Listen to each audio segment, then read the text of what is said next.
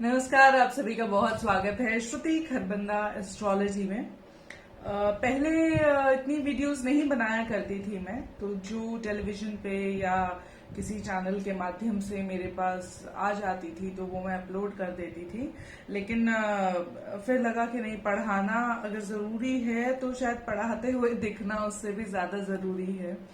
तो कुछ वीडियोस जो हैं मैं टाइम टू टाइम अब अपने यूट्यूब चैनल पर डालना शुरू कर रही हूँ, जो कि ज्योतिष से जुड़ी होंगी, या कभी कुछ ऐसी अपनी मन की बातें जो मैं आप तक पहुंचाना चाहती हूँ या आप मुझ तक पहुंचाना चाहें, कुछ इस तरह की बातें, कुछ भी टॉपिक हो सकता है, वो मैं अब यूट्यूब पे डालना शुरू करूंगी।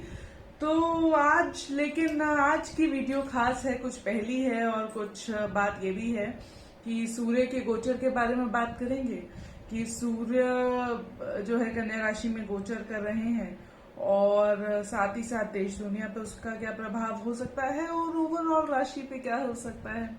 देखिए, ज्योतिष इतना गहरा, इतना वास्ट है, इतना गहरा है कि उसकी था ले पाना बहुत मुश्किल है। उसको समझना एक दिन में, अगर आप सोचे आ जाए 3 सेकंड की वीडियो आप देखें और उसमें ऐसे करके आपको समझ आ जाए, तो वो नहीं होता है। ज्योतिष में वो नहीं होता है। आपको जो है मेहनत करनी पड़ती है, बहुत चीजों को समझना पड़ता है। तो बहुत लोग उसमें दिलचस्पी भी लेते हैं, लेकिन अक्सर मुझे लोग कहते हैं कि आप की जो प्रेडिक्शंस है वो बहुत राइट ऑन स्पॉट पड़ती है। तो कैसे पड़ती है? देखिए, ये जानने के लिए ना आपको जो 1 नवंबर से मैं कोर्स शुरू कर रही हूँ ज्योतिष का, बड़ा बेसिक कोर्स रखेंगे। 2 कोर्सेज हैं फिलहाल टू बिगिन विद। एक बेसिक एस्ट्रोलॉजी कोर्स है, एक एडवांस एस्ट्रोलॉजी कोर्स है। तो बेसिक में जो आपके लिए समझना सबसे ज्यादा जरूरी होता है वो होता है कि कुंडली बनती कैसे है, कुंडली होती क्या है। अक्सर लोग ना कुंडली का वो चार्ट देखकर ही डर जाते हैं कि अरे ये क्या है, ये तो समझ नहीं आएगा, इसमें तो बहुत मैथमेटिक्स है। नहीं, हम सिंपल प्रेडिक्शन समझेंगे। ज्योतिष के 5 जो स्तंभ हैं या जो 5 जरूरी चीजें हैं उनके बारे में बात करेंगे कि 12 भाव हैं, राशियां हैं। नक्षत्र को हम एडवांस में रखेंगे क्योंकि बेसिक में रखते ही लोग बहुत कंफ्यूज हो जाते हैं, लेकिन एक इंट्रोडक्शन उसका जरूर रहता है बेसिक एस्ट्रोलॉजी में भी। और गोचर कैसे काम करता है, टाइमिंग ऑफ इवेंट क्या होती है, ग्रह क्या होते हैं, कितने होते हैं, क्या असर होता है, क्यों अलग अलग लोग अलग अलग बातें करते हैं, क्योंकि उनकी इंटरप्रिटेशन होती है, कुछ इंट्यूशन होती है। तो एस्ट्रोलॉजी में बहुत सारे फैक्टर्स होते हैं, देश, काल, पात्र, पात्र एज इन आप किस फेज ऑफ लाइफ में भी हैं। अगर आपको प्रिडिक्शन करनी है तो बच्चे की शादी तो प्रिडिक्ट नहीं कर देंगे ना, अनटिल शुक्र लग रहा हो और वो किसी रिग्रेसिव परिवार में पला बड़ा हो। तो ज्योतिष कोई जादू तो है नहीं, तो इसलिए परिस्थिति देख के उसके अनुकूल सवालों के जवाब जो हैं वो ज्योतिष से मिल जाते हैं। और अलावा उसके जो सूर्य गोचर करने वाले हैं अभी कन्या राशि में, उसके बारे में बात कर लेंगे कि सूर्य होता क्या है और कन्या राशि में अगर वो गोचर कर रहे हैं तो किस तरह के जो रिजल्ट्स हैं वो हमें देखने को मिल सकते हैं। देखिए, 17 सितंबर को 1:42 दोपहर के सूर्य जो है वो कन्या राशि में गोचर करेंगे। गोचर करेंगे मतलब सन ट्रांजिट कर रहे हैं, मूव कर रहे हैं कन्या राशि में, वर्गो साइन में, क्योंकि प्लैनेट्स हमेशा मूव करते रहते हैं। सूर्य हालांकि स्थिर होता है, लेकिन आप अक्सर ज्योतिषियों के मुंह से सुनेंगे कि सूर्य गोचर कर रहे हैं। तो सूर्य अपनी जगह से नहीं हिल रहे हैं, हिलते तो प्लैनेट्स ही हैं, लेकिन चूंकि अर्थ मूव कर रही है तो मूव करते करते वो ऐसी जगह पहुंचती है जहां से उसको सूर्य कन्या राशि में दिखाई देना शुरू हो जाते हैं। तो इसका डायग्राम सहित वो हम उसको बेसिक एस्ट्रोलॉजी कोर्स में वो भी समझते हैं कि स्काई का जो स्क्रीनशॉट होता है ना वो कैसे बनता है।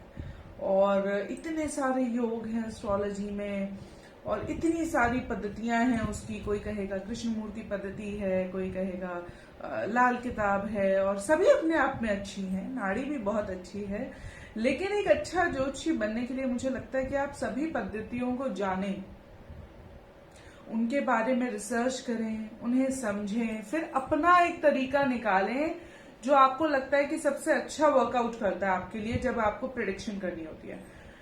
देखिए, ये बात समझ लें कि एमबीबीएस में जैसे डॉक्टर साहब की ट्रेनिंग होती है, लेकिन जब तक वो प्रैक्टिस नहीं करते हैं रियल टाइम जमीन पे नहीं उतर जाते हैं, फील्ड में नहीं उतर जाते हैं, क्षेत्र में नहीं उतर जाते हैं, तब तक जो अनुभव साल दर साल उनको मिलता रहता है और वो जो अनुभव वो अपने अंदर समा लेते हैं ना, वो डॉक्टर बन के निकलता है, वो डॉक्टर होता है। सिर्फ डिग्री ले लेने से, जानकारी हासिल करने से आप नहीं बन जाते डॉक्टर। सिमिलरली उसी तरह से ज्योतिषी भी आप सिर्फ पढ़ लेने से नहीं बन जाएंगे, आपको बहुत सारी कुंडलियां पढ़नी पड़ेंगी, अध्ययन करना पड़ेगा, अलग अलग तरीके की जो पद्धतियां हैं आप उन्हें सीखें, उन्हें समझें, फिर आपको समझ आएगा कि कुल मिला के नहीं, कुल मिला के अर्थ तो इतना ही है।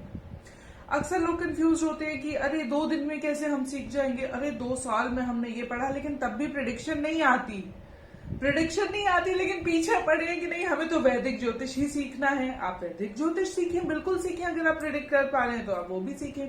देखिए, महत्व सबका समझना जरूरी है।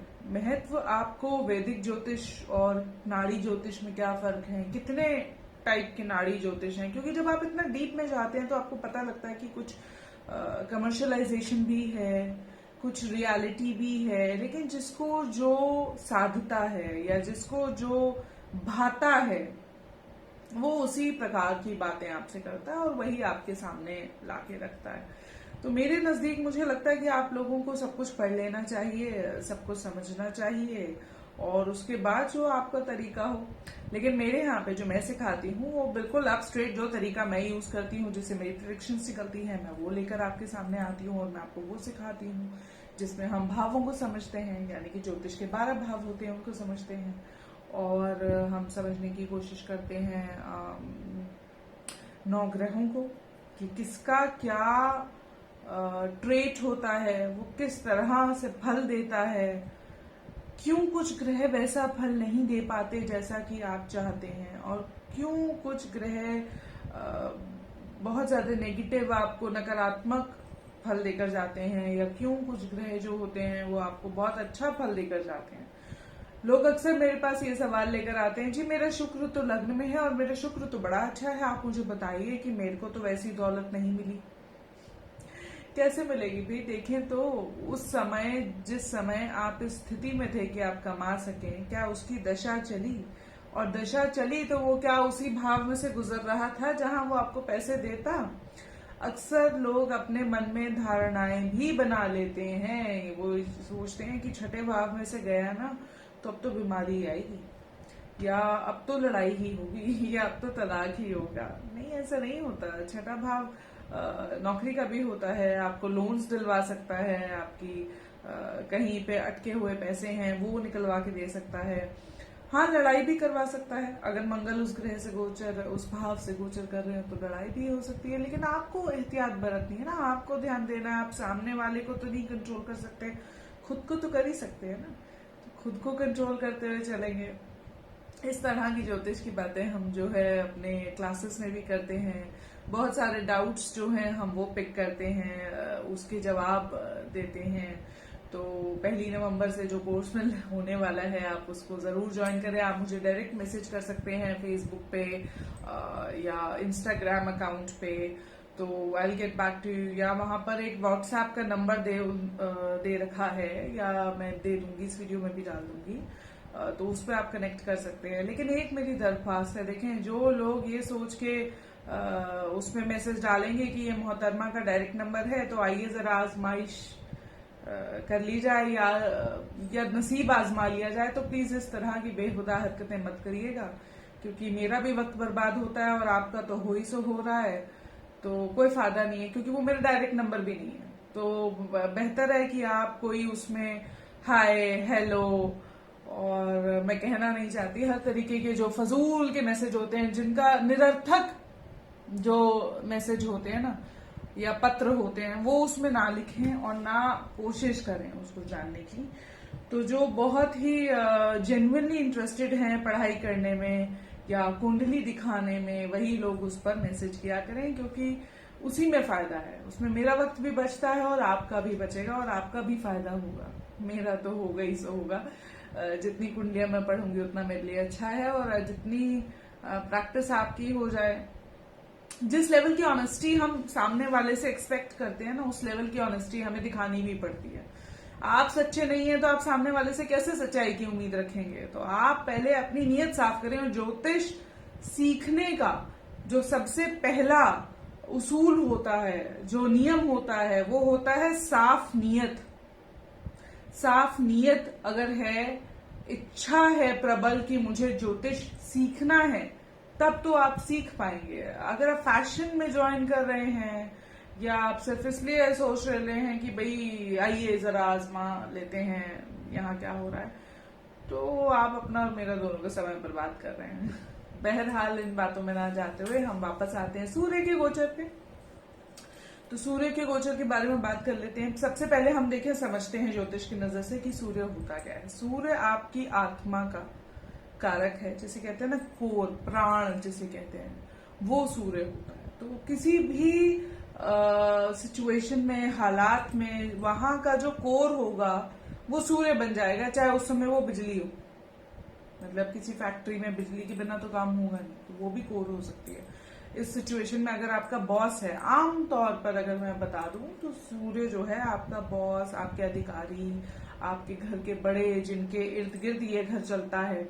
कोई एक व्यक्ति घर में होता है ना जिसकी चलती है, जो सोल ब्रेड अर्नर हो सकता है, यानी कि जो घर में पैसे कमा के लाते हैं वो हो सकते हैं, या जिनके सोच विचार से फैसले लिए जाते हैं घर में, वो हो सकते हैं। तो सूर्य सरकार होती है, जैसे एक देश में सरकार है, सत्ता है। सूर्य आपके नेता हैं, वो चमकते हैं, सबको मार्ग दिखलाते हैं, मार्गदर्शन करते हैं। तो सूर्य वो होता है। इसलिए हम लोग जब बात करते हैं तो कहते हैं कि बच्चे के लिए उसका सूर्य उसकी गुरु, उसकी माँ, उसकी टीचर हो सकती है।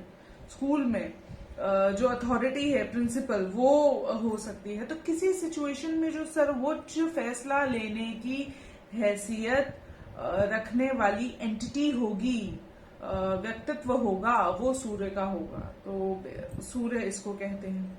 अब हम समझते हैं कि सूर्य का कन्या राशि में गोचर भी हम सब पे क्या प्रभाव डाल सकता है।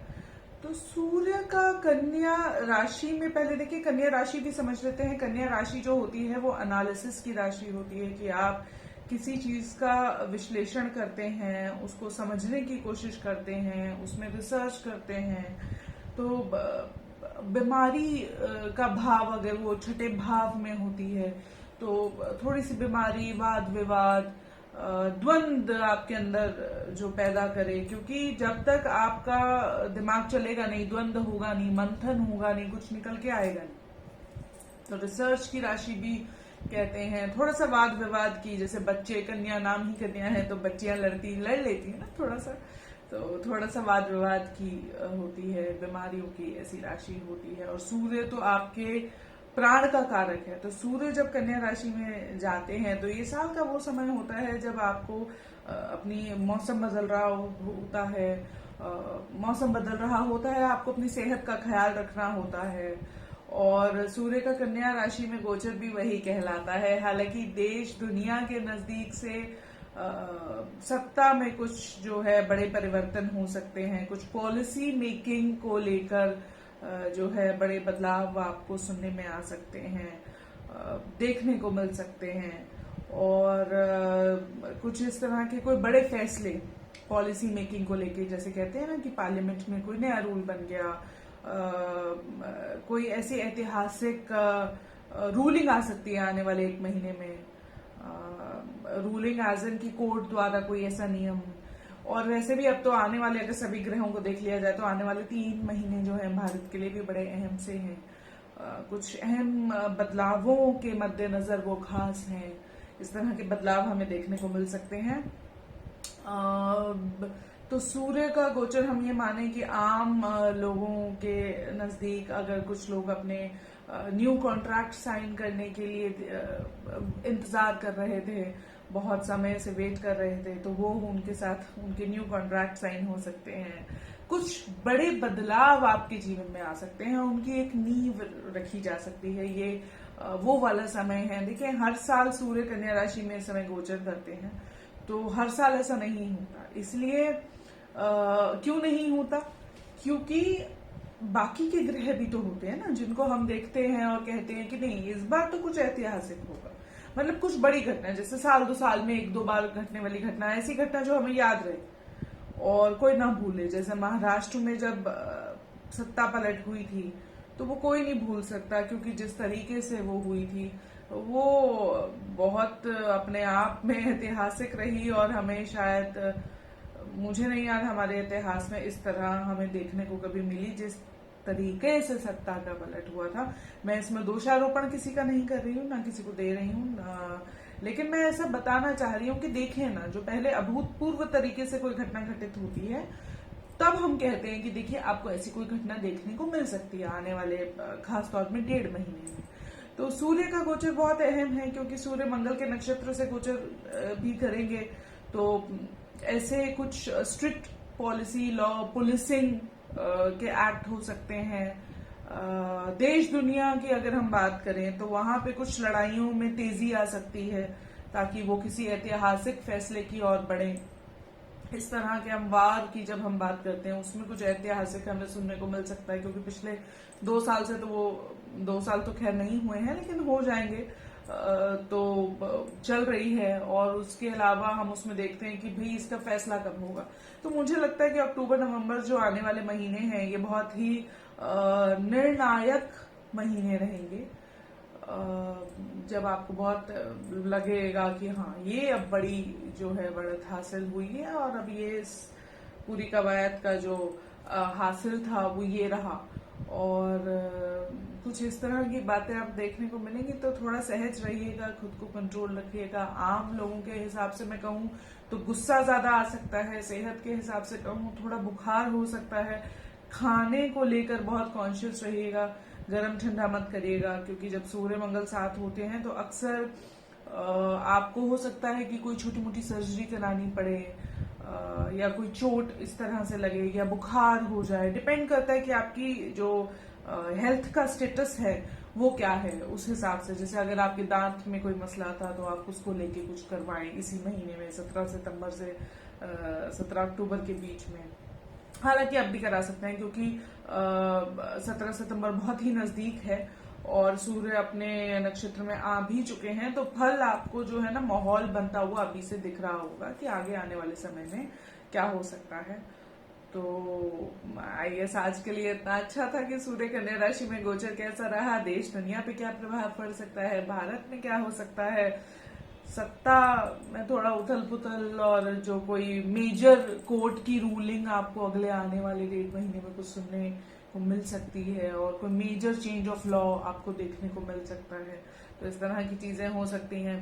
और हमने बातें कर ली हैं ज्योतिष से ढेर सारी जुड़ी हुई, तो कोर्स के लिए भूलिएगा मत। मैं कोशिश करूंगी इस वीडियो में डाल दूं सारी डिटेल्स। अगर नहीं भी डालूंगी तो जहां भी जिस भी प्लेटफॉर्म पे मैं पोस्ट करूंगी, इस वीडियो के साथ जो कंटेंट होगा, जो इन्फॉर्मेशन होगी, कमेंट सेक्शन में उसकी पूरी आपको जानकारी मिल जाएगी कोर्स की। बाकी आप हमसे कांटेक्ट कर सकते हैं। अभी के लिए नमस्ते।